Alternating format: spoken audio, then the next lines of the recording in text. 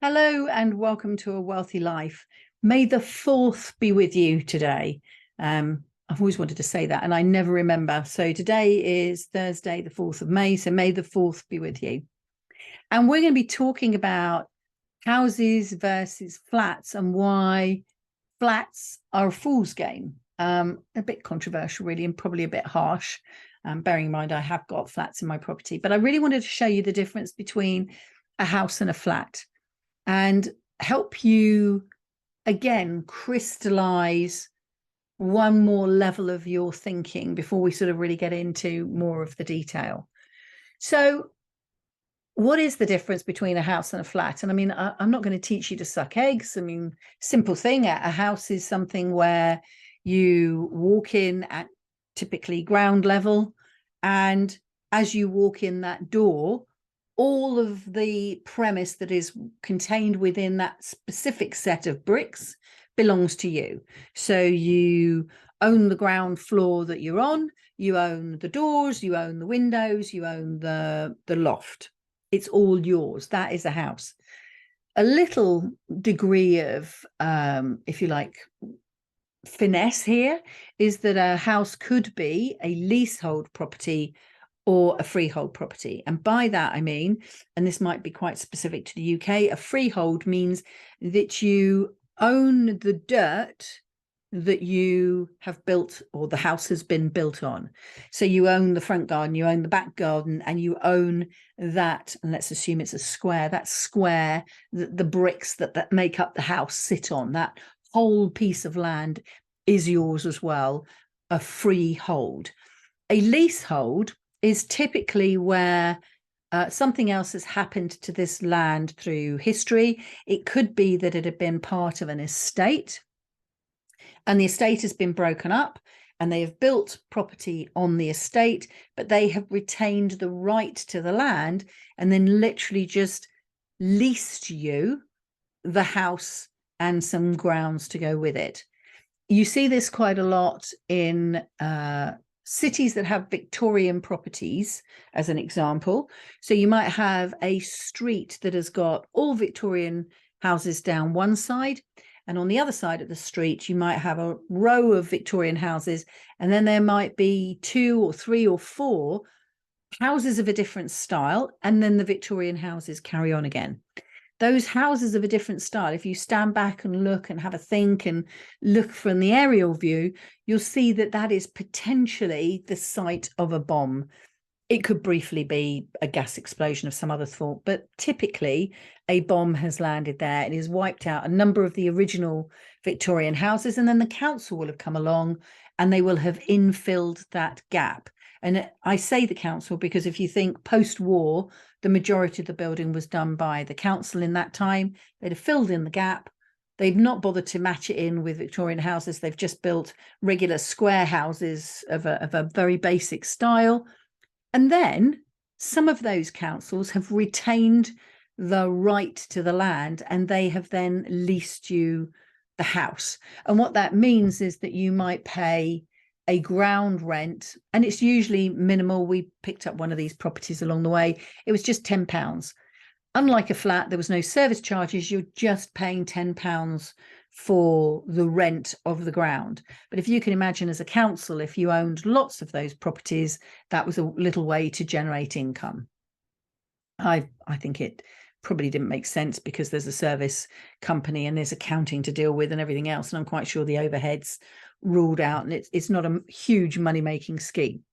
If we now look at a flat, flats can come in many forms. They can be purpose-built.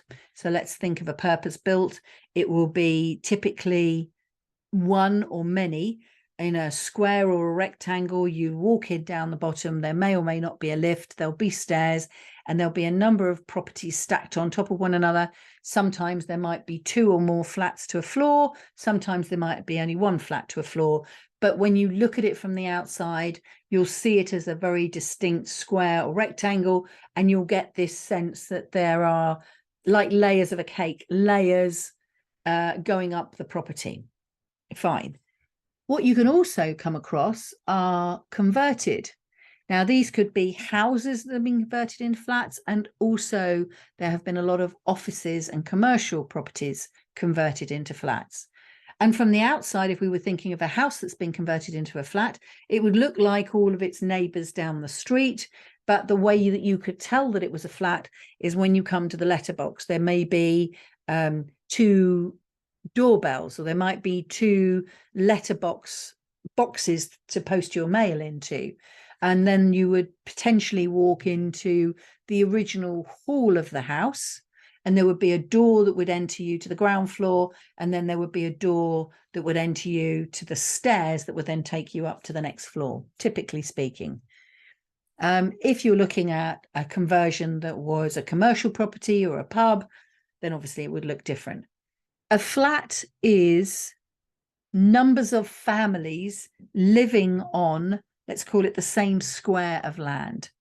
A house is typically one family living on the same square of land.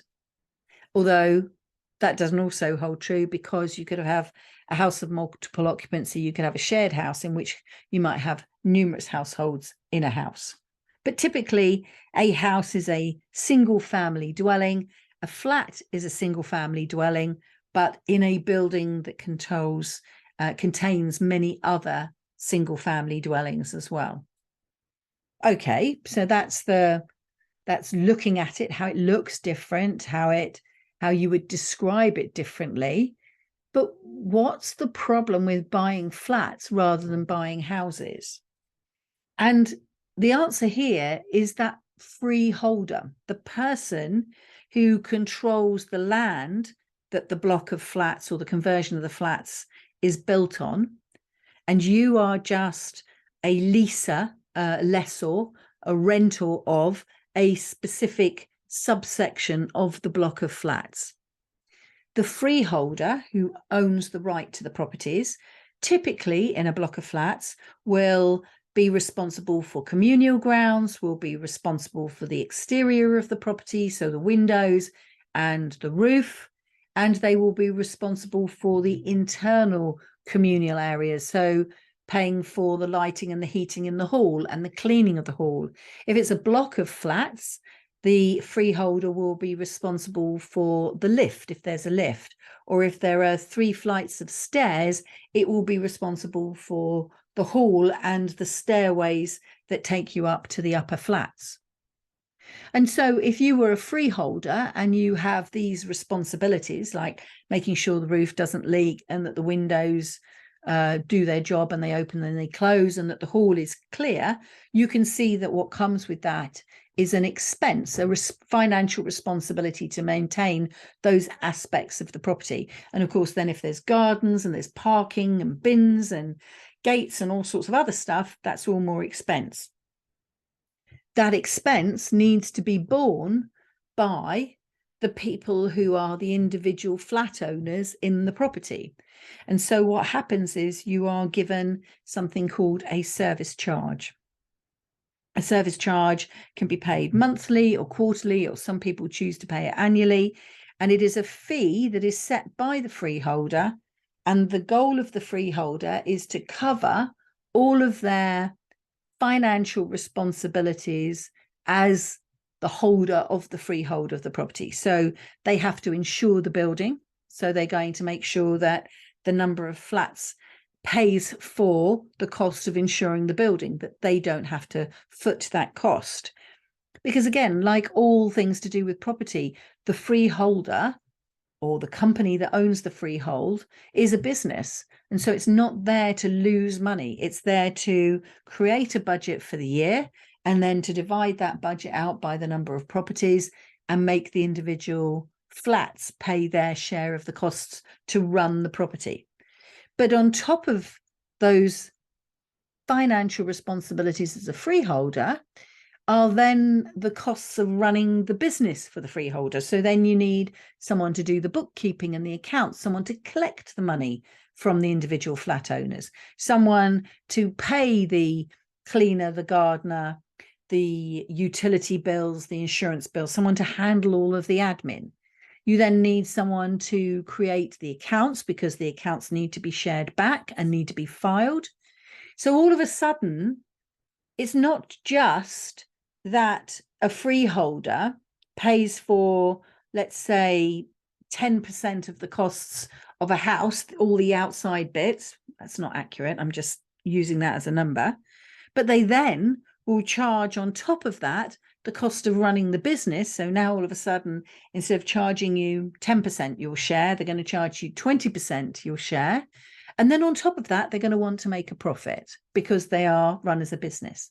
And so then they're going to charge more on the top of that. And that will typically be termed an admin fee or something like that, or a management fee or a consultancy fee. It depends how they've set the company up. And there will be that charge in there as well, so that they can make a wage and a profit out of that. And what they might also do is charge you so that they start to create a fund to fund repairs or refurbishments that they can see coming down the line. So let's imagine that you're a block of 4 flats, it's just sitting one on top of the other over 4 floors. And let's say that you don't have a lift, because otherwise it'll get complicated. And there's just this stairwell going up the 4 floors.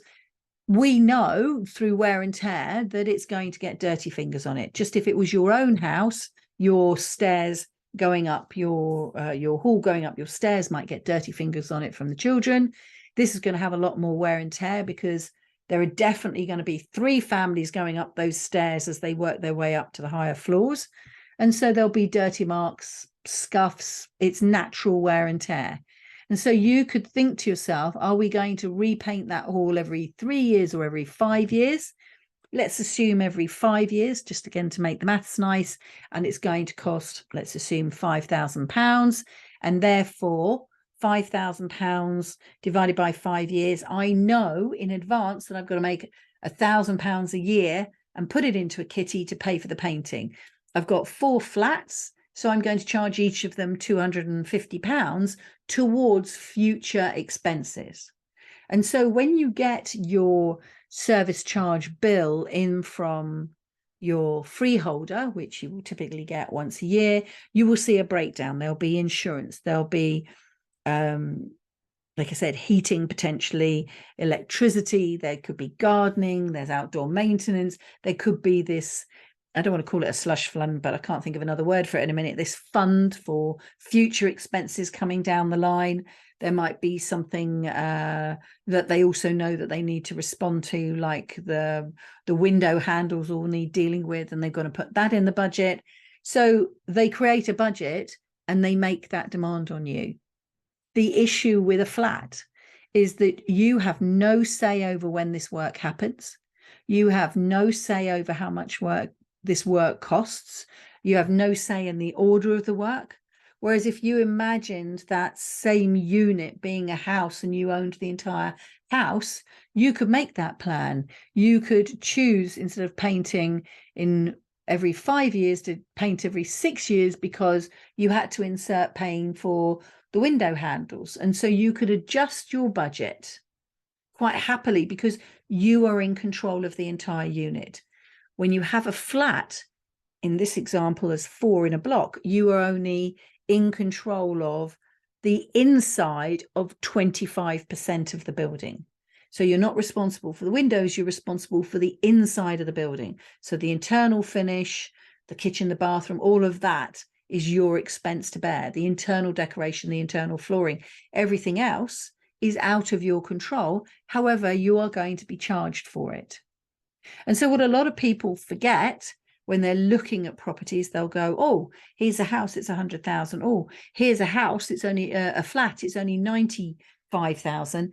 The flat at 95,000 is cheaper. But what you're forgetting is that every month, we'll assume monthly, you're going to have this service charge that is going to be adding to your expenses, and they are a constant and eternal cost. That's one thing. The other thing, when you buy a house, is there's no real term or limit to how long your permission to live there is. As long as you've either bought it for cash or you've bought it with a mortgage and you pay the mortgage off, You could buy that house and you could live there for 100 years and then give it to your child and live there for another 100 years. And if you didn't remortgage it, you could just pass it on down the generations until it fell over.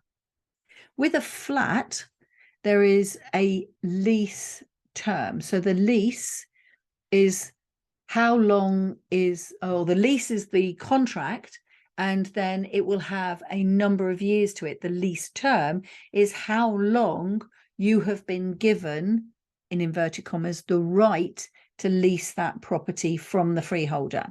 So freeholders may, for example, give you a lease on a brand new property. So I'm going to build this block and I'm going to make 4 flats in it, and I am going to grant leases of 125 years. And what that means is for 125 years, this is the ground rent. The service charge will change as it does each year according to the accounts, and you can stay there for 125 years. But at the end of 125 years, if not before, you have to renew that lease in order to be able to continue to stay there. Otherwise, I'm going to take the flat back. Now, nobody ever gets all the way down the 125 years and then renews the lease. That would be silly. And also, if you're buying with a mortgage, the mortgage lender won't let you buy a flat until there is an appropriate number of years left on the term. Now, in the old days, they used to calculate this based on, I'm going to lend it to you, you're going to live there for so long, and then you're going to sell it, and then it's going to go and it's going to be bought by somebody else. And I want to make sure that there is enough term left that the person who is going to buy from you, my proposed lendee, will want to buy the property because there's enough term left on the mortgage. Now there'll be set rules and everything else, but you're typically looking at, if there is anything less than 90 years left on the lease of the flat, you need to be speaking to your broker and checking that you are not putting yourself in a position where either you won't get a mortgage or your mortgage options, the number of lenders that you go to, will be a problem. So there's 2 clear things here about houses and flats that are very different. Who has the right to the property? In a house, you, the homeowner, even if you're a landlord, has the right to the entire property. In the flat, you are getting permission to stay within a defined area within an entire block. So you are within that 25% zone. You pay service charge and ground rent on a flat. You pay your own personal repairs on a house. And if you had 2 properties side by side, and one was a house and one was a house split into 2 flats, and both of them would have roofs that need replacing, both of them would have lawns that need mowing, both of them would have electricity bills and insurance. But in your house, you are in charge of that. In the 2 flats that are next door, if it's been split into 2, the freeholder and the managing agent, because then there's typically a managing agent that handles all of this for the freeholder, they set all of those costs, so it's out of your control. So there's the financials and the fabric, if you like, of the difference.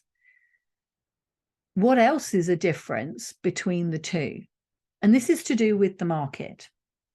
So, and let's talk pre-COVID and post-COVID for a minute, because there has been a difference.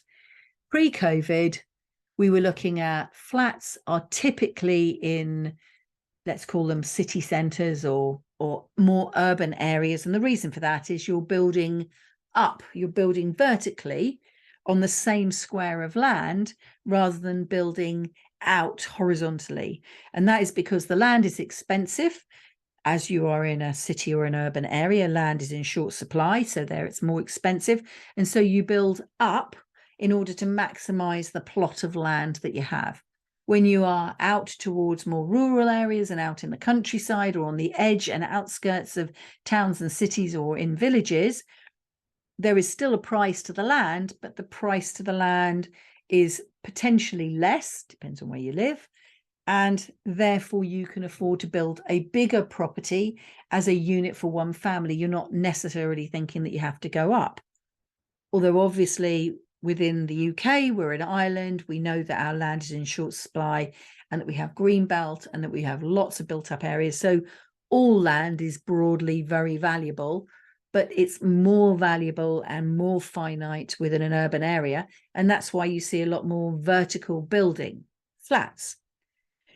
And therefore, if your work is in the city or a town, then you may be in a position, if your employment is not taking you into a higher tax bracket, that you cannot afford to live in a house either in the town or the city, and you cannot afford to travel in from outside.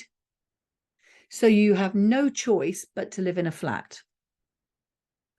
So you live in a flat, and what you'll find is that it is either single people, young people, people with young families, typically young families, but also it can be rented. So it's bought by landlords and then rented to generally to families, even maybe with teenage children, because it is about affordability.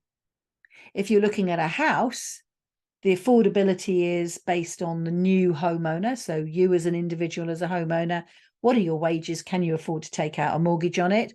Or it is being rented to a family, and it's about whether they can afford the rent and whether they can access work, or if they're on benefits, whether they can get sufficient benefits to pay that rent. So you're looking at different types of client groups. Then we had the pandemic. And the pandemic locked people in their buildings all over the world.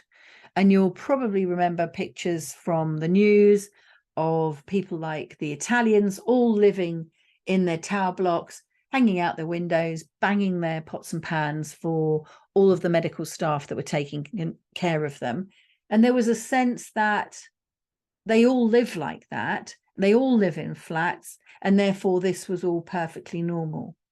What we saw in the housing market in the UK was a sense that a flat was a bit more of a prison, that you didn't have the outdoor space. You didn't necessarily have a community within your building. And if you didn't already have the community, then the pandemic forbade you from meeting all of the other people in your building. So you were stuck in that. Do you remember the 24% internal space, 25% internal space that you were given in that block that I described? And you had no outdoor space. And there was this massive wave as we came out of the pandemic for people to move from flats, whether they were renters or whether they were homeowners. They wanted to move from flats and get into properties that had access to outdoor space, to gardens. And so there was this big shift. Now, if there is a big shift like that, what happens? The value of flats, particularly in London and city centres, started to drop. And it didn't matter whether you had outdoor space or not. We were looking at a significant drop in the value of flats. And I can tell you that we had a couple of flats in London, just regular, on council estate type properties that we bought back in the early days. And pre the pandemic, we were looking at values of around £500,000 for a 2-bed flat in a regular, just inner city estate. And then post the pandemic, when we looked to test the market with one of our properties, it was coming up for a remortgage. So we would see what the market was like. We were struggling to get offers in excess of 350. So it was a £150,000 drop, which is a 30% drop on a £500,000 flat in just the space of a year because of the pandemic, because the appetite for a flat had been affected, changed, dramatically changed. The perception had changed, and people were still of a framework that they were worried, and therefore they didn't want to buy into what could potentially become a prison for them again. Conversely, flats went down. Houses out in much more rural areas, houses with a lot of land, houses down by the coast, rocketed in price as people made an exit. Roll on another year, 18 months, and you start to see the houses that are much further away from London shifting in price again, where people who lived in the centre of London then decided that they wanted to live out of London, moved out of London because they were, if you like, pandemic prepping, but having got out there, then didn't think about, well, the commute for work, and I like to be able to, leave of an evening and go and walk to a restaurant, or I want to be able to go to theatres or to concerts, and all of a sudden they'd move themselves away from their own lifestyles. And there's a dramatic difference in lifestyle between urban living and rural living. And you get that with houses. You don't particularly get that with flats, that urban rural flat, because you wouldn't particularly get rural flats. But you can get flats down by the coast. And that's often because there are areas with Victorian properties, and Victorian properties would lend themselves to a conversion more easily than a more modern building might do. So the overall summary here is that there's the obvious difference when you look at them, when you look at the floor plan, but there's a huge financial difference between a house versus a flat.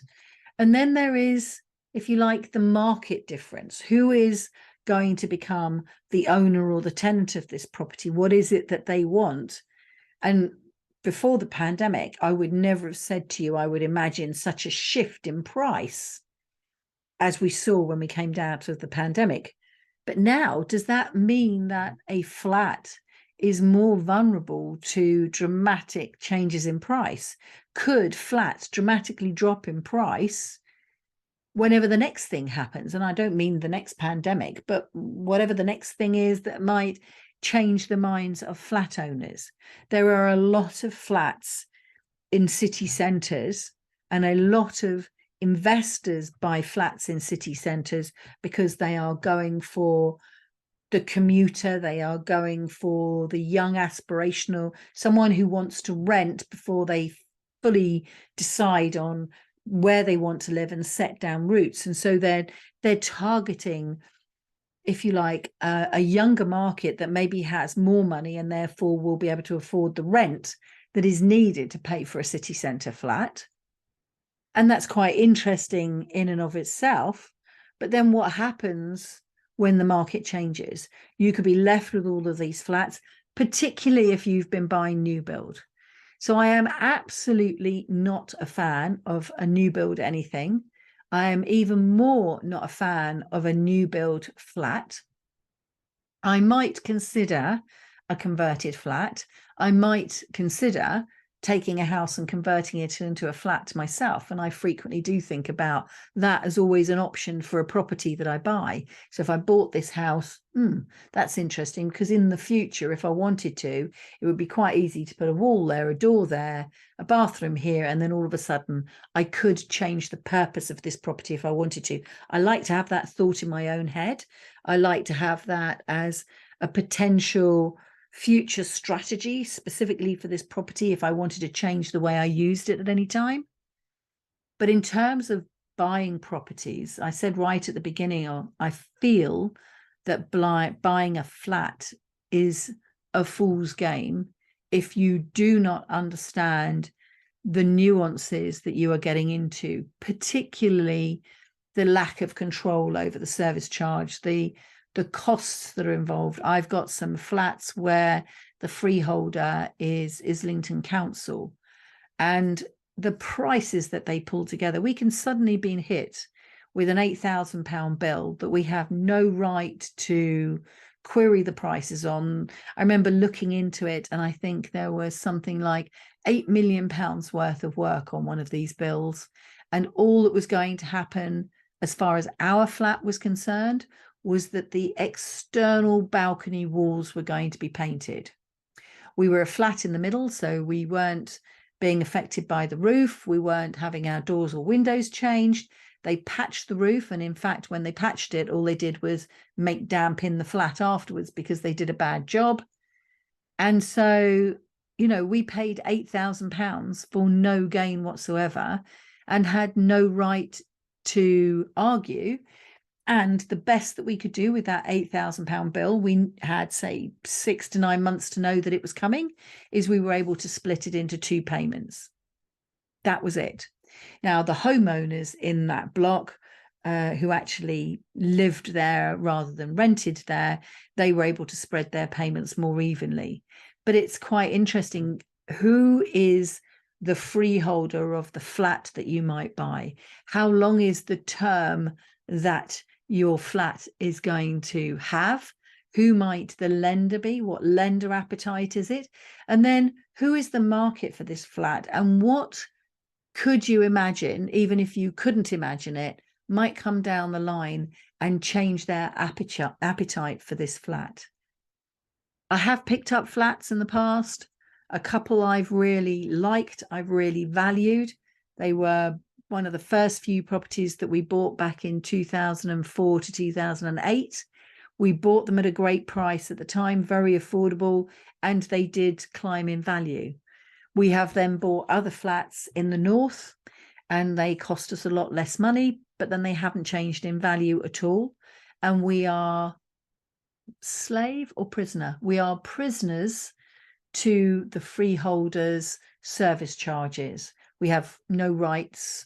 I've tried being on the board of those companies, and it doesn't help, because you are just one tiny flat in a large development, and the large development needs to be managed and needs to be controlled.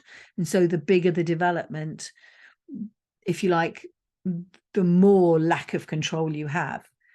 If what you're looking at is a flat where you are a ground floor and then there's an upstairs, or vice versa, and you're just two in a converted house, that's almost like just buying half a house. And if you can get that with a share of the freehold as well, all that's more to the good. You have to buy flats very much with your eyes open. Any property that you buy, you need to have your eyes open. And then the last piece to just flag to you is, if you want to make any internal alterations, let's say you wanted to put in another bathroom, or let's say you wanted to divide a bedroom or take down a bedroom wall, you have to get permission from the freeholder. You cannot alter the physical layout of the property without permission.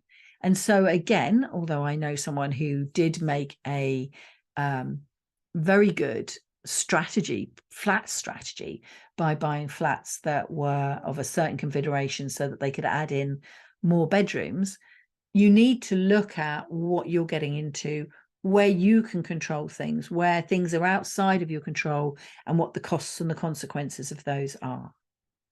So I started this by saying, may the fourth be with you. May the property fourth be with you. I hope I've given you something to think about, and of course, put some more whoosh into your life. My name is Vicky Whooshea, and we've been talking about flats and why they might be considered a fool's game, particularly if you don't know what you're getting into. I look forward to speaking to you next week. Make sure that you follow this podcast so that you don't miss any episodes. And of course, go back through the episodes that have already been recorded. Thank you very much for listening. Have a good week, and I'll speak to you next week.